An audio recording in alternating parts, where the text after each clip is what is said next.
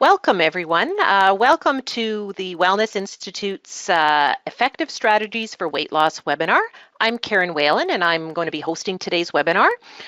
Today's webinar will be facilitated by our very own Laura Creek Newman, our registered dietitian, and Ashley Derlago, who's our manager of coaching services.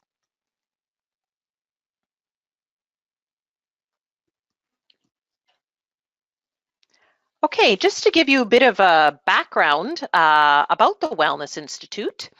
The Wellness Institute, we've been established in 1996. We've been around for over 20 years. We're a not-for-profit medical fitness facility in Winnipeg, and through personalized fitness, nutrition, and lifestyle change programs, we work to help people to prevent illness, improve quality of life, and also enhance health outcomes. We're going to start today off with Laura Creek Newman, our dietitian, followed by Ashley Derlago, our manager of coaching services. If you should have any questions, please use the chat box on the side of your screen at any time during our presentation, and we'll address them at the end. And this is just to kind of keep with the flow of the webinar. So I'd now like to turn things over to Laura. Laura? All right, thanks, Karen. Okay, so in today's presentation, we will address some common mistakes and pitfalls that may be sabotaging your weight loss success. We're going to discuss some tips to help with weight loss, and we'll introduce the Wellness Institute Weight Loss Clinic and finish off with a few minutes for questions, as Karen said. So with that, we will jump right in.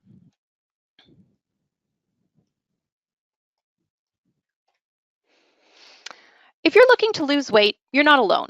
Many people are looking to lose weight to prevent or manage health conditions. Once you've decided you're ready, you get into action. You're starting off eager and excited for change. You're committed to your health and wellness. You've found strategies to try. You're working hard and giving it your best effort. Fast forward a little, and things may not be looking so positive. Again, a very common feeling. You're feeling stuck. You feel like you've tried everything to change your weight or your health, and you're not seeing the results you hoped for. You're not alone with this feeling. In this situation, we often blame ourselves for a lack of commitment, lack of willpower, whatever. But let's try looking at this a different way. There's a good chance that there's something about the weight loss strategies that aren't working for you in your life.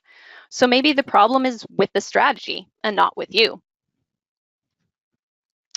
So today we're going to talk about 3 big ways that many common weight loss strategies may be working against you in your best efforts. So the first is we'll talk about some unrealistic promises. Then we'll talk about the challenge with unsustainable plans. And we'll talk about a lack of support. Plus, then we'll give you some tips on some better strategies to try instead. So the first pitfall is dealing with the unrealistic promises. The promise of short-term results or quick fix should raise a big red flag for you. Health issues and habits don't develop overnight, so they aren't changed that quickly either.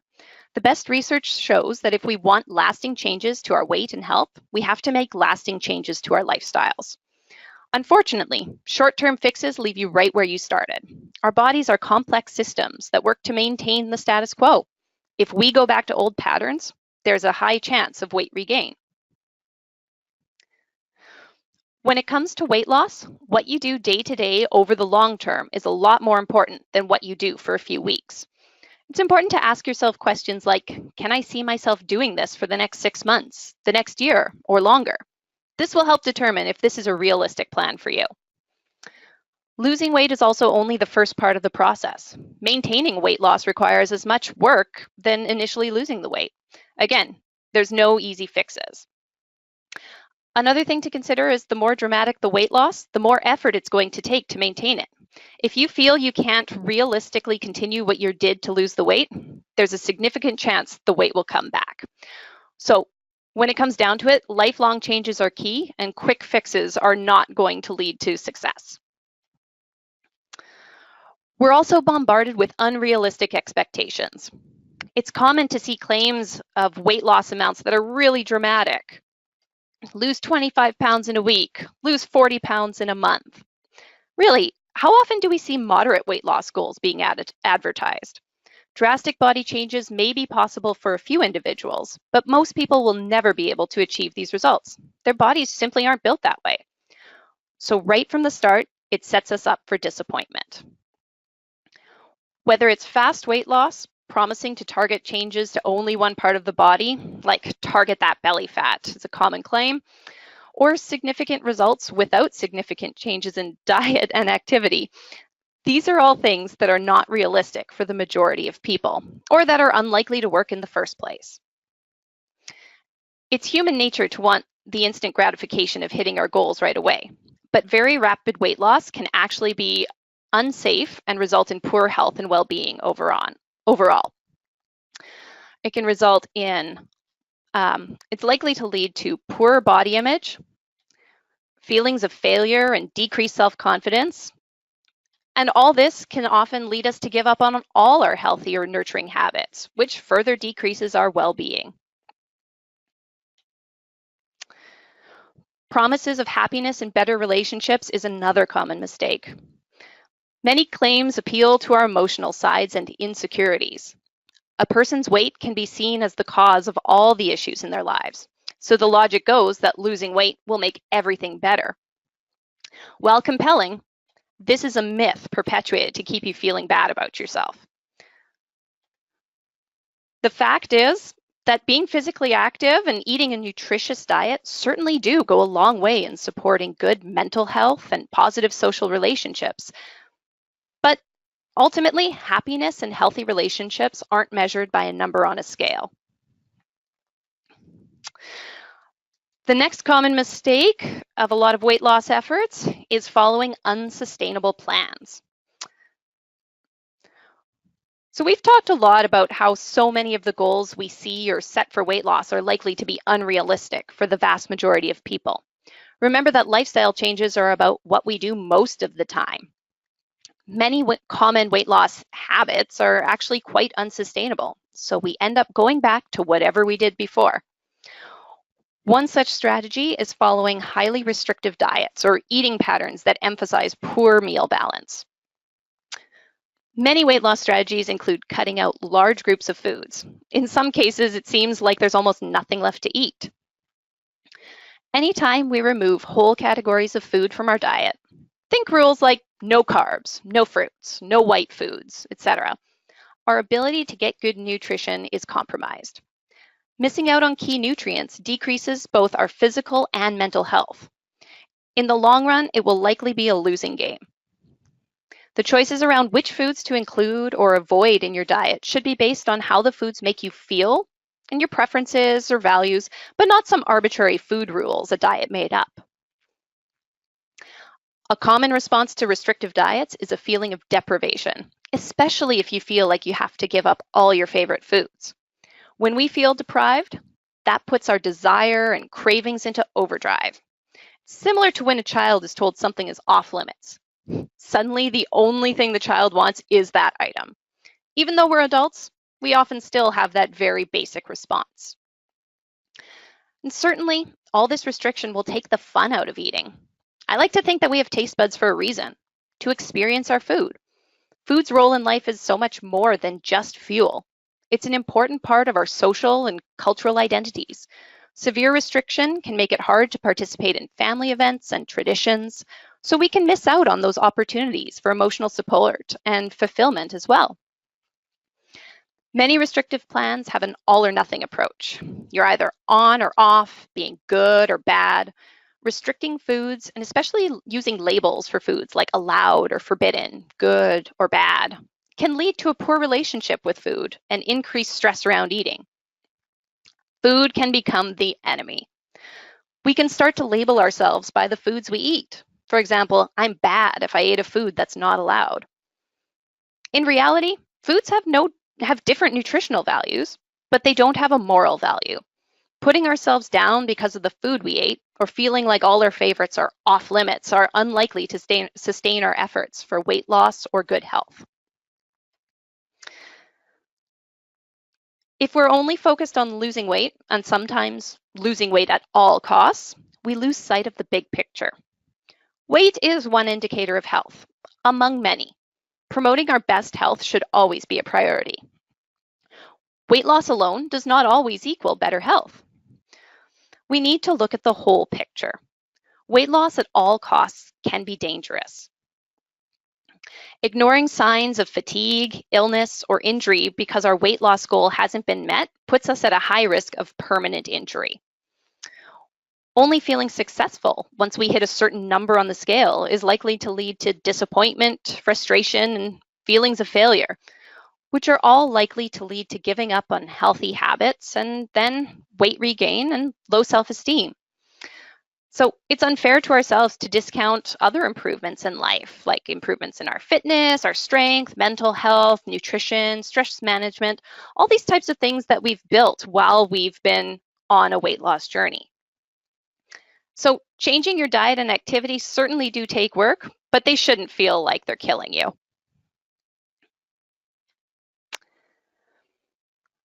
The last common weight loss mistake that I'm going to address today is a lack of support.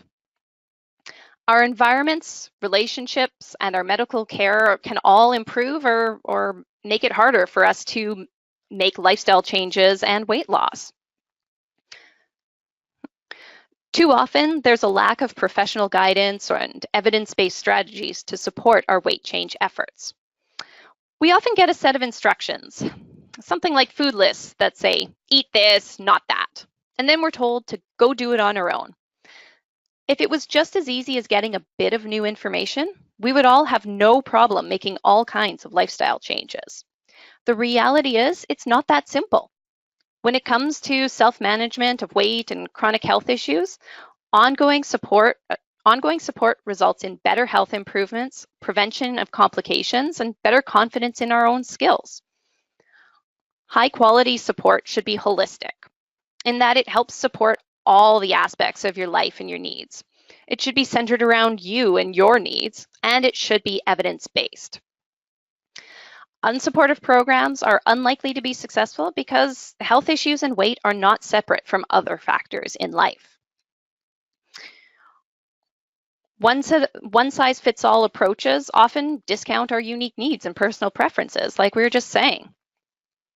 Have you ever been on a diet that says for men eat this many calories, for women eat that many? Or have you ever followed a plan that doesn't include any foods you actually like? Or one that requires everyone to take supplements or exercise in a particular way? All of these approaches try to make the person fit a certain mold, rather than designing a program to fit the person. If the plan doesn't work, it blames the person and their lack of willpower, instead of letting them adjust to a pattern that works better for them. We know that humans learn, grow, and change in many ways, so plans for weight change that don't take this into account limit many people's potential. This drains our energy and confidence going forward.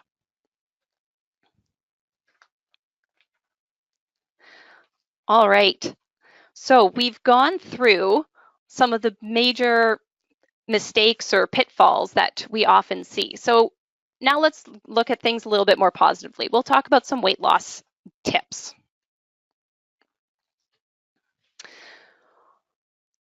These are going to be some general things that can get us starting to think about having healthier and more balanced lifestyles in our journeys there. One of the first things that we want to do is look at limiting our processed foods. Now, there is a bit of an art to limiting these processed foods. The reality is that most of the foods available in our food supply have been processed in some way, particularly in places like Winnipeg, where we don't get fresh food for 6 months of the year.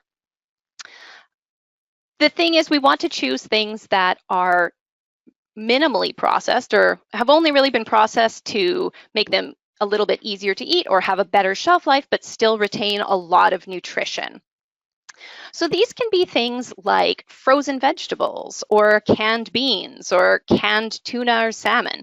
These are all foods that have been processed a little bit, but they're still highly nutritious and they don't have much added sugar, salt, or fat.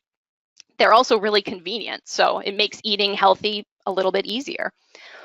When we're looking at limiting processed foods, what we really want to do is limit those highly processed, or sometimes called ultra-processed foods. These are foods that go through a lot of industrial processes. They look very different than the way that they came off the plant or the animal, and they usually have a lot of their nutrients removed in that processing. They also often have a lot of salt, fat, and sugar added in. So a good indication that something is highly processed is if it's a complete meal called ready to eat, shelf stable, or maybe a snack type food. Minimally processed foods, though, are foods that are, like I said, maybe a little bit more shelf stable or processed to prevent foodborne illness, but they have a really short ingredients list. Think something like frozen peas. The ingredient list is just peas, so you've got a great food item there. We also want to try to create a healthy food environment for ourselves and make less healthy foods a little less convenient for us. What and where we keep in our environment really affects our daily food choices. Our society is full of opportunities to eat. And of course, many of the easiest choices are the lowest in nutrition and highest in fat, sugar, and salt. And there's a lot of factors that encourage us to eat more or less of healthy foods. So good thing to do is to take a scan of your environment. Think about what you keep in your house. Are there items in your house that are more tempting than others or that encourage you to eat them a little bit more than you would like to? Do you need to have these items in the house all the time? Are things within easy reach? The less work that we have to do to get something, the more likely we are to eat it. For example, say you kept some snack bars on top of your desk at work. You're probably a lot more likely to eat those bars kept on top of a desk compared to if you kept them in a desk drawer out of sight, or maybe even if you kept them in a shared space a few feet away. So remember that old adage, out of sight, out of mind. And then think about the variety of things we have on hand. Humans love variety, but we also know that the more variety we have, the more of everything we consume. So we can take a look. How many types of cereals do I have in my house? How many types of crackers? How many types of this and that? The more types of things we have, the more we tend to eat of those things. So you can think about what are the things that you really want to keep in your house and what are the things that you don't want to. Journaling and tracking your food intake is a really helpful strategy anytime you're making a lifestyle change, and especially when we're looking at diet type changes. There's lots of ways to journal or track what you're eating, and ultimately you want to find something that works for you. They all tend to have the same effect in that they make us a lot more aware of what we're doing on a day-to-day basis.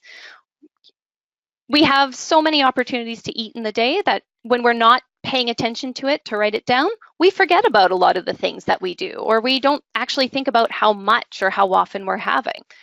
Journaling helps us understand our own patterns and can often give us a little bit of insight into why we do what we do. And then as we make changes, it can help us gauge, how is this change working for me? Or should I make an adjustment to this plan? So journaling is a really great strategy to go to. All right, and for the rest of the weight loss tips, I'm going to pass it over to Ashley.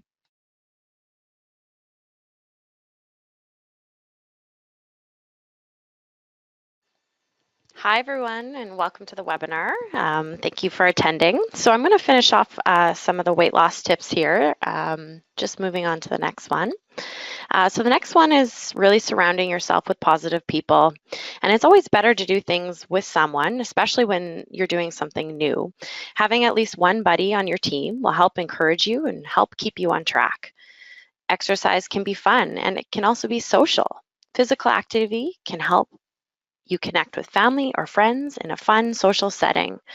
So take a dance class or hit a hiking trail with a friend. Join a sports team. Find something that you enjoy and just do it. If you're bored, try something new. Engage with friends.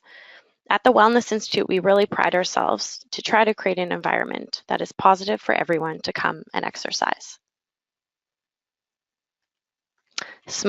Focus on small victories. So focusing on small changes and really building on them. Your chances of sticking with it are much greater if you take baby steps than if you make drastic changes and give up all your old habits cold turkey. It may not seem like much, or it may not result in dramatic changes, but you'll be much more likely to maintain them.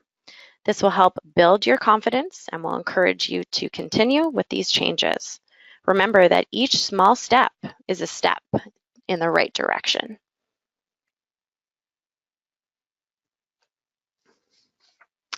So another big one is limiting sedentary behavior.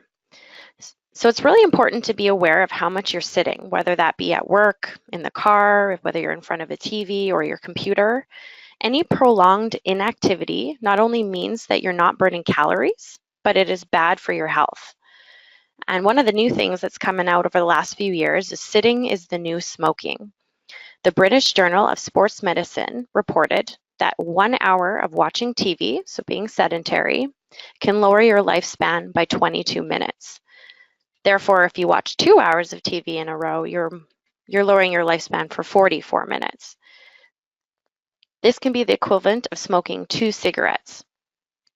So try to remind yourself, if you have a desk job, set a timer on your computer to get up and go for a walk.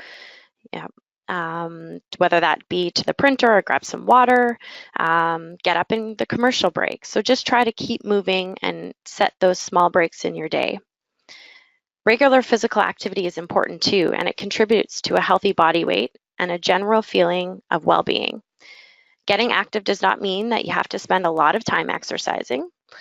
We recommend that you participate in regular cardiovascular activity at a moderate intensity for a minimum of 150 minutes per week. And those can even be done in 10-minute sessions. You can wake up and do 10 minutes in the morning, maybe go for a 10-minute walk on your lunch break, and then 10 minutes after dinner. And you've got 30 minutes in your day. It is also recommended that you participate in 2 strength training sessions per week to achieve optimal health benefits. Planning ahead is important as well. Making exercise as convenient as possible. So if you have your workout clothes already packed to go, and you have a backup plan for what you're going to do on those busy days, you'll be more likely to succeed or participate in exercise. In regards to your diet, you could try things like pre-packing individual-sized healthy snacks in your fridge and pantry, and then bring them along with you wherever you are out and about, and you'll be less tempted to stop and buy junk food. Focusing on non-weight outcomes. So you don't have to reach your goal weight to be happy. In fact, a study on weight loss patients, those who shed 5 to 10% of their body weight, scored higher on measures of physical function and self-esteem. The researchers pointed out that just knowing that losing a bit is helping in the areas and can keep you motivated to lose more, even when times get tough. Set non-weight goals and look for non-weight achievements in all stages of your change. Some examples may include better sleep, decreased medication, increased strength, your change in size, even reduced stress and improved calm, to name just a few. Lastly, it's important to get professional support. So if you're not feeling like you're being successful on your own and you may need other motivation from external supports, take a class or sign up for a program that'll help reach your goals. At the Wellness Institute, we have professionally delivered weight loss programs and detailed exercise and caloric prescription, or you can also join an exercise program at your local community center. So that kind of leads me into the next area. So I kind of had referred to that professional support, and I'm very pleased to announce that the Wellness Institute has just launched our very own weight loss clinic. As Laura explained, weight loss is very complex, and a one-size-fits-all approach doesn't work. The Wellness Institute has been open for over 20 years now, and one of the most common things we hear from our members and our clients is that they want to lose weight. Most of them, we've heard, have tried other programs or diets out there and not succeeded. Others, we've heard that they succeeded in their weight loss efforts, but they were not able to maintain it and keep the weight off. A lot of these reasons are what Laura spoke to earlier. And that's why we want to do things differently at the Wellness Institute. We aim to give our clients their best chance of success.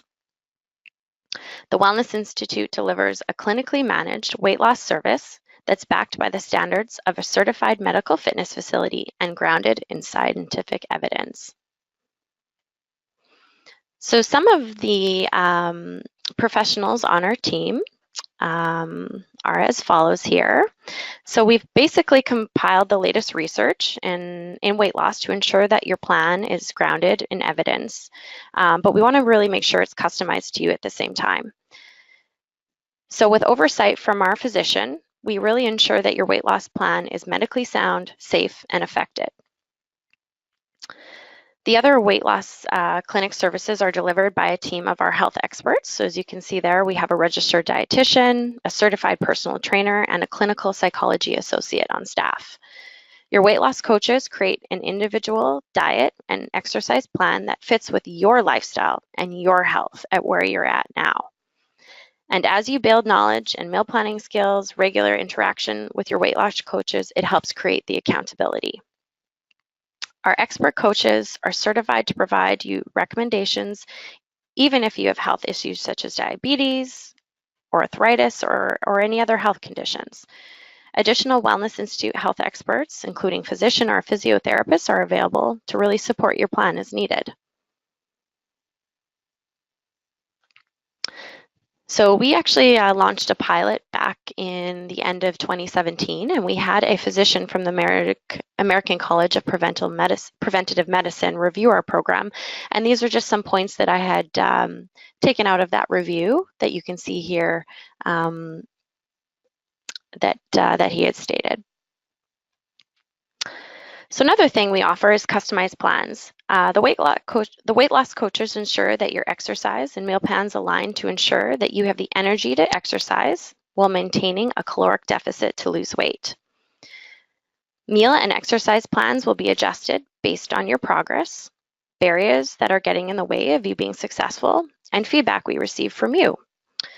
Well, research shows that successful weight loss is primarily based on diet. Exercise acts to increase your metabolism and support weight maintenance as part of a healthy lifestyle. The meal plans emphasize whole foods that are plant-based foods, but no specific foods are off limits, as Laura kind of referred to earlier. We really want to work with you to ensure your plan aligns with your preferences. Your exercise plans are also specific to your fitness level, goals, and interests as well. Plans may range from a moderate walking to more intensive cardiovascular or a strength training program. Your certified personal trainer will ensure your plan is attainable, that it's enjoyable for you, and is designed for the environment that you choose to work out in, whether that's at home, outdoors, at our facility, or another facility.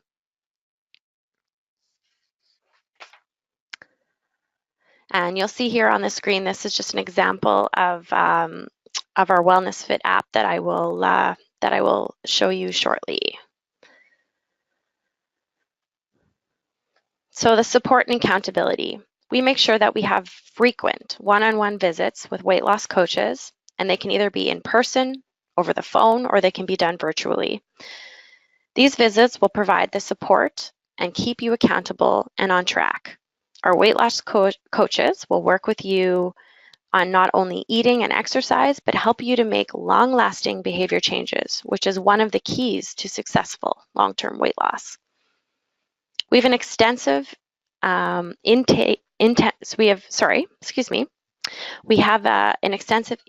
intensive and core phase to our program that is really designed to help you reach your goals.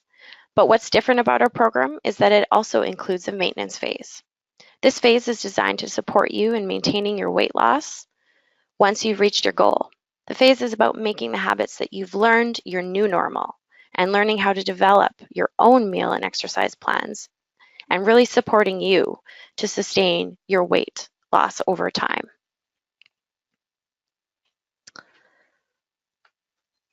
And we have the technology to help you stay connected. So one of the things I was talking about was that Wellness Fit app. So we do bring you in. We do need to see our clients for initial health assessment at the beginning. But then after that, all individualized coaching sessions can be done from any location. We can definitely have you come in each time, but we can also choose to connect by phone, FaceTime, or via the Wellness Fit app. Within the Wellness Fit app, it allows your coaches to upload your meal and exercise plans so that you can view them. You're also able to track your exercise through the app, log your food, and monitor your weight. And then you're also able to interact with others on the program and share your success as well.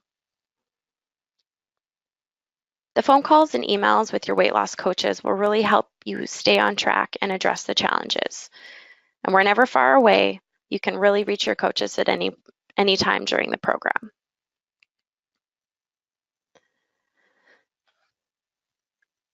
So if this does sound like something that you would be interested in, you can definitely take a look at the program in more detail. You'll see our website on this slide here. So take a look on our website. It should have more information and some contact information. You can get a hold of us to learn more about the program. Thanks, and I'll turn it over to Karen for some question and answers. Thanks, Ashley. We do have a few questions that have come in. The first one, I think I'll pass on to Laura, our dietitian here. And the question is bread considered a processed food? That's a really good question. Yes, bread would be a processed food. Think about it. It starts with the grains of wheat that are whole grains, just like you would have something like rice and that. And then through processing, it gets milled down into flour and then added to yeast and water and salt and maybe a couple other ingredients. And then it is baked, which is another type of processing. So yeah, bread is absolutely a processed food, but this would be one that I would put in that category of a more nutritious type of processed food, particularly if you're choosing a whole grain or a sprouted type of bread. So looking at, this is why the idea of processed foods isn't so cut and dry, because there's definitely great nutrition that we can get from bread. Bread is also very convenient. You know, it's a great building block for a meal, and it makes things like sandwiches, which are really portable, which is nice when we're on the go a lot of the time. So looking at the quality of the processed food, this is a good time to look at, well, is it made with those whole grain flours versus more refined white flours? And does it have a lot of extra ingredients, like extra sugar added to it, or extra nuts or not nuts, but fruits, or things like that would make it more of a dessert type bread versus that whole grain or sprouted bread that's just those salt, water, flour, and yeast type ingredients. So I hope that answers your question there. Thanks, Laura. I have a few more for you, Laura. The next one is with regards to sleep and sleep deprivation. And can this hinder weight loss? Ooh, great question. So we're learning more and more about the effects of sleep on our weight and energy and overall health. And we are finding that when we're chronically sleep deprived, our body interprets this as another type of stress. And so anytime we're stressed, the hormones that our body puts out are a little bit different. And sometimes these stress hormones can make it harder for us to lose weight or manage our weight.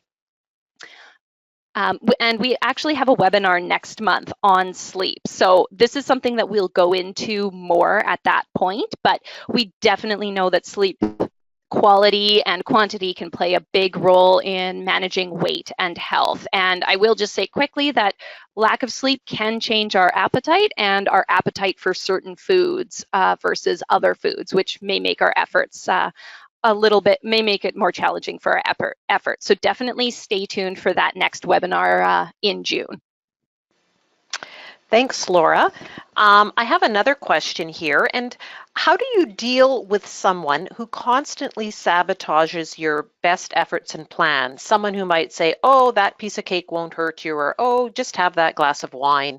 How do you deal with someone who's constantly doing that? Because you did mention supporting environment was key in terms of effective weight loss.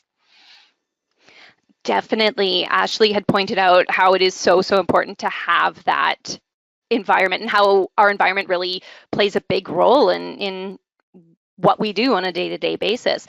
So that's a really tough situation, and again, there's a lot of nuance in each individual situation. But what I will say is that's a really good time to, first of all, be assertive. Think about what do you really want? What is important to you? Sometimes we're used to doing what other people suggest, and sometimes the people in our lives are used to us just saying yes to them all the time. So this can be a time to make sure that we're using our assertiveness skills or building those skills, which can be really hard, but really, really helpful when we're trying to make a change. And it's also a good time that, as much as able, have some frank and open, honest conversations with people.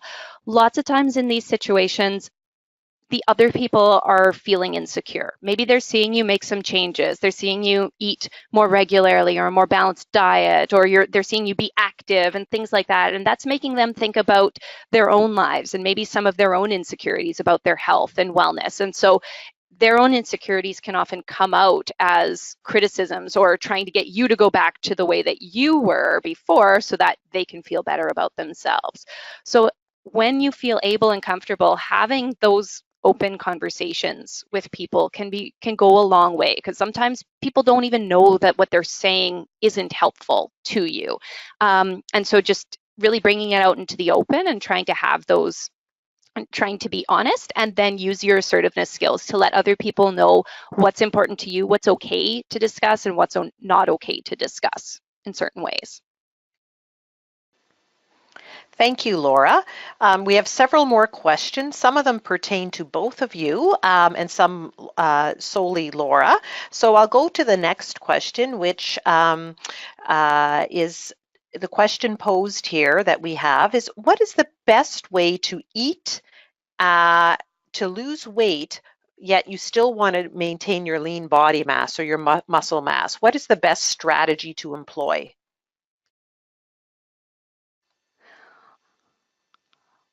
Okay. So I'm going to start this by saying this, just like everything else when it comes to diet, it can be very individualized. So I'm not going to go into too many specifics here. But one general thing is that we want to make sure that we're getting enough to eat, that we're fueling ourselves. If we're cutting way back, and especially if we're cutting back on a lot of nutritious foods, then our body's not going to be able to maintain the lean body mass that we have. The second thing I'll say is that protein is really important for that. So we all need protein. Of course, that's what our muscles are made out of. So we do need protein in our diet. Now, everybody's protein needs are going to be different. So it all just depends on your age, your gender, your activity level, your activity preferences, all these types of things. So this is something that a dietitian can go over with you one-on-one and give you some really specific goals. But making sure that we have a balance of foods in the diet and including protein regularly, doesn't have to be all that we eat, but making sure that we include it is a good place to start when we're trying to maintain our lean body mass. Thank you, Laura. I'll pose this next question to Ashley, and then Laura, if you have anything to weigh in as well, please feel free to do so. How do you address lack of time when it comes to knowing that you should be exercising? Maybe it's not your favorite thing to do, but you should be exercising, and also lack of time when it comes to meal planning. How do you just address general lack of time when it's hindering your best intentions to exercise and also to maintain a healthy body weight? Thanks, Karen.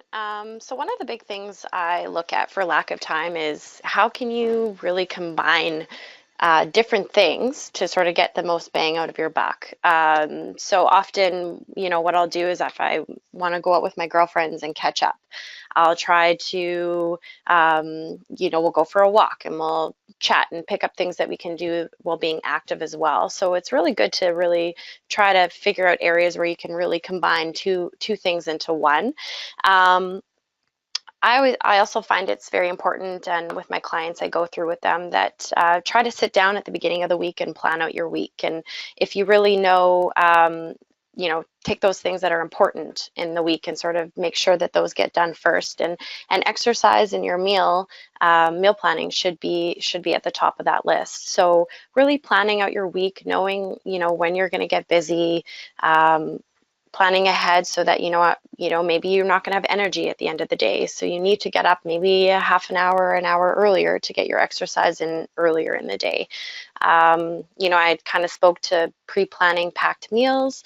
We didn't really refer to it that much in the webinar, but meal planning is huge. Maybe Sunday evening you sit down and you go grocery shopping and you plan out your meals for the week, and you pre-make meals so that you're not having to come home and lack of energy and grabbing, a bag of cherries when you walk in and eating an entire bag of cherries or a bag of chips, as I've heard before, but that you have sort of that meal already made and in the fridge for you waiting to go. So I hope that helped. Laura, did you want to weigh in?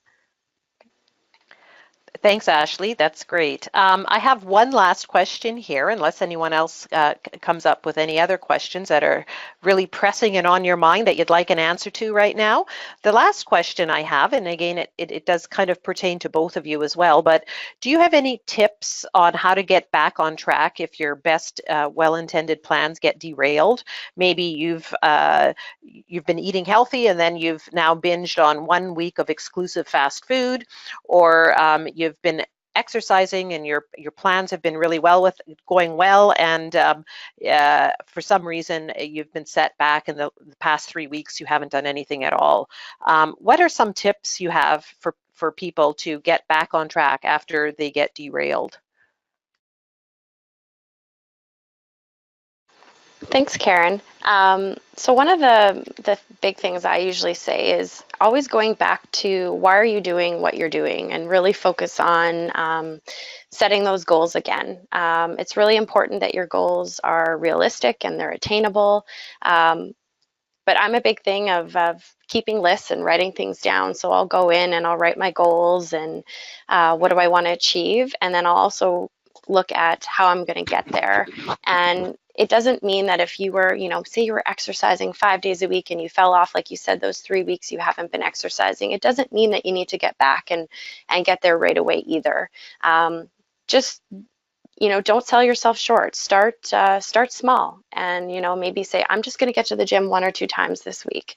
And when you succeed at that, you're going to then have the motivation and want to keep doing it. But if you set sort of an unrealistic goal right from the beginning and say, okay, next week I'm going to go back to the gym 5 days a week again, and you don't hit it, you're more likely to feel bad about that and feel like you failed, when really, going to the gym 3 times a week was great. And so just not being too hard on yourself, and really, making those small goals. And even us as professionals, we have those weeks and those days too, and even sharing with each other and sharing with a friend and what your goals are, and having a buddy to help keep you motivated and say, like, I need to get back in. And I know there's a personal trainer here that I work with. He often says, like, personal trainers need other personal trainers to help them, and doctors need other doctors, and dentists need other dentists. And so we all need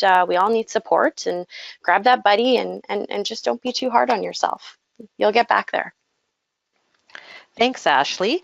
I think that's all for our questions that we have here. I'd like to extend a big thank you to all of you who've participated today in our webinar. if you have any questions that haven't been any questions that you come up with that really pressing and you'd like answered, you can feel free to contact us. Our contact information is listed on the slide there, the info@wellnessinstitute.ca. You can also check out our website for the plethora of different programs and things that we offer. If you're unfamiliar with the Wellness Institute, see if there's something that might fit for you. We hope that you enjoyed today's session and found it informative and helpful. This webinar has been recorded. I know there were a few questions about accessing the information after today. So the webinar has been recorded and you will be sent the link. So if you'd like to watch it again or share it with a friend, we'd encourage you to do so. Our next webinar is slated right now for Monday, June 25th. So as Ashley alluded to, and Laura did as well, is that it will be on getting a good night's sleep. I think that's a topic that's probably pertinent and of interest to many people. So we truly hope that you can join us for that one too. And again, thanks so much for joining us, and thanks both to my colleagues here, Laura and Ashley. It's been fun. Take care and enjoy the rest of your day.